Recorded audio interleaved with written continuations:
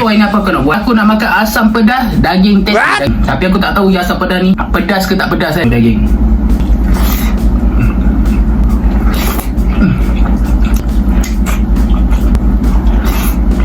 Dia memang sedap. Asam pedas ni dia lambat pedas. Nak makan-makan, lepas tu dia pedas tu lambat tau. Tapi serius memang betul-betul pedas lah. Hey, welcome back to YouTube channel Sari. Hari ni apa aku nak buat? Aku nak makan asam pedas daging tetel. Daging tetel ni aku tak tahulah dia ni bahagian mana kan. Tapi paling sedap tu sebab dia ada lemak-lemak sikit. Ada daging dia pun lembut. Aku dah tak sabar kan. Memang sedap lah asam pedas ni kan. Tapi aku tak tahu asam pedas ni pedas ke tak pedas kan. Ni aku nak tambah lagi kuah dia. Sebab pedas ni aku tak tahu pedas ke tak pedas kan. Tengok macam banyak cili je kan kat sini kan. Aku pun dah tak sabar benda ni. Apa gila dah rasa. Apa lagi korang tunggu?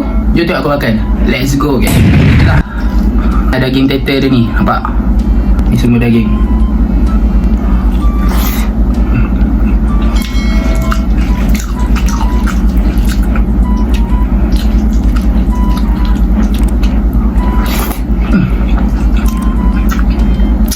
Telur kan.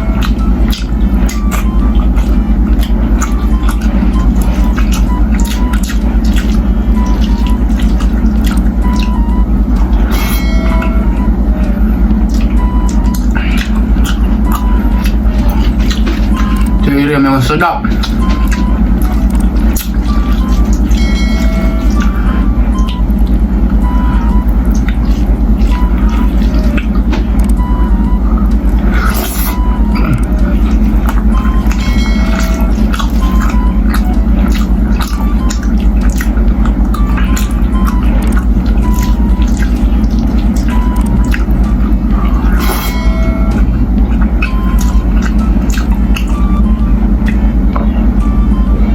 Sejujurnya aku nak bagi tahu kat orang, asam pedas ni dia lambat pedas tau.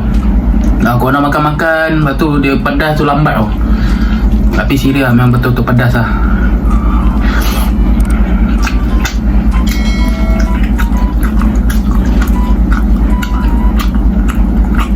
Ni ada daging.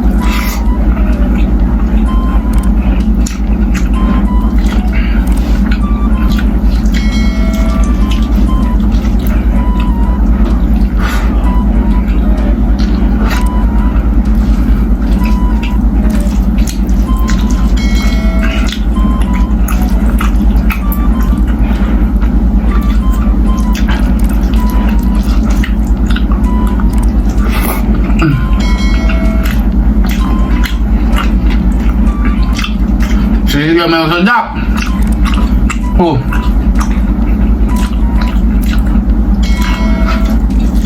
Daging tetel ni betul lah. Kalau asam pedas ikan, ayam kan, asam pedas ayam tu jarang lah orang buat. Ni daging tetel pula. Oi,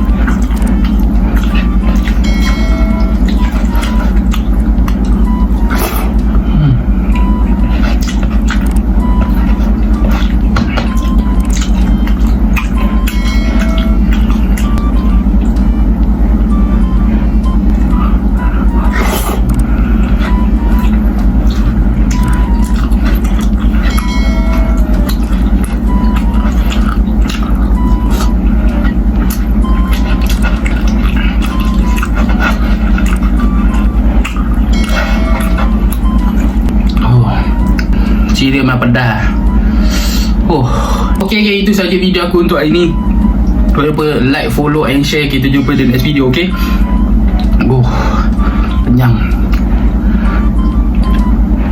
Jom kau komen kau nak video apa pula lepas ni, nak aku mubah apa pula lepas ni, okay? Apa-apa pun memang sedap.